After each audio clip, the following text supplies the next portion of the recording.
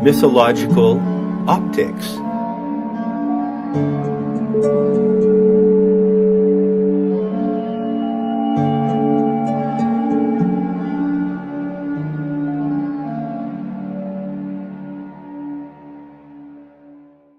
Yeah, I was talking about the early episode in the Sophia myth that explains the origin of the human species.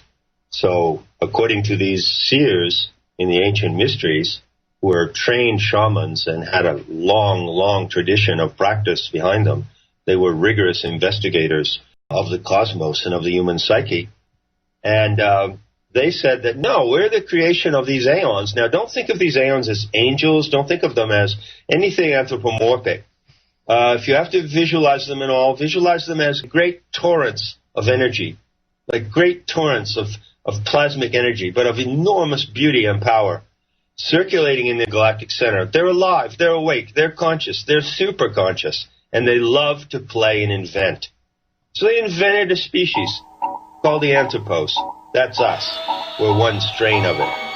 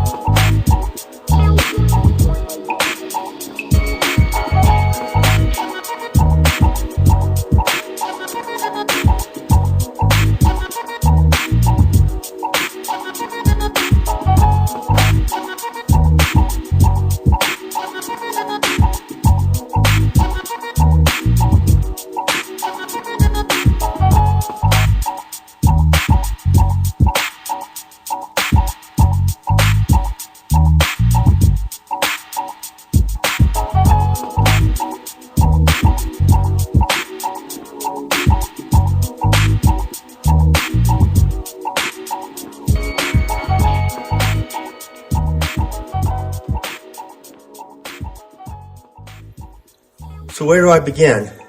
Well, I think it starts on the 21st, the 22nd, as the culmination of all the anticipation that I have brought to it and yourselves as well.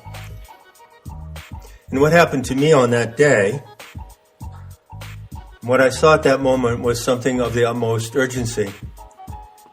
I pictured our divine parents, Sophia and Tatagate. But of course, well, how did I picture them? Generally, I don't give my attention to the exercise of picturing them anthropomorphically, as you don't either. Nevertheless, we know that they can be represented anthropomorphically. So as these two divine identities surged into my field of awareness, simultaneously and overlaid were graphic or visual representations of those generators in pairs.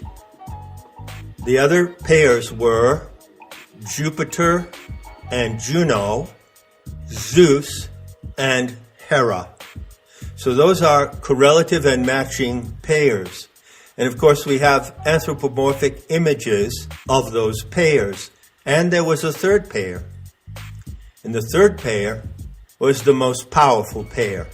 And it was Jupiter, Amun, and Hathor.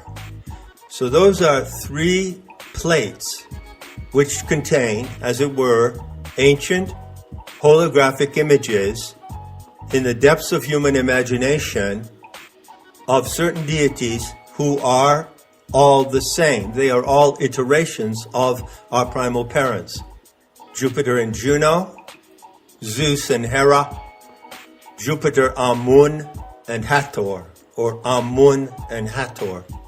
And they came to my mind visually, as if some force in the supermind compelled me at that moment to picture them. I pictured them. And I pictured them as if it were leaning in upon this world, literally overlooking us, looking over us, with their heads together. The moment has come to picture them in this way, which, as you know, we don't ordinarily do. We don't ordinarily occupy ourselves with a visual or graphic representation of them in imagination. But now is the moment to do so. Divine sense is the gift of the second golden egg. But you cannot have divine sense without knowing who gives it to you. It's an act of recognition.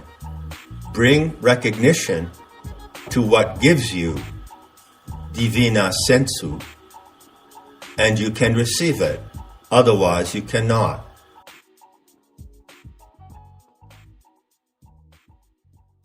So you see, it's absolutely outrageously beautiful and profound.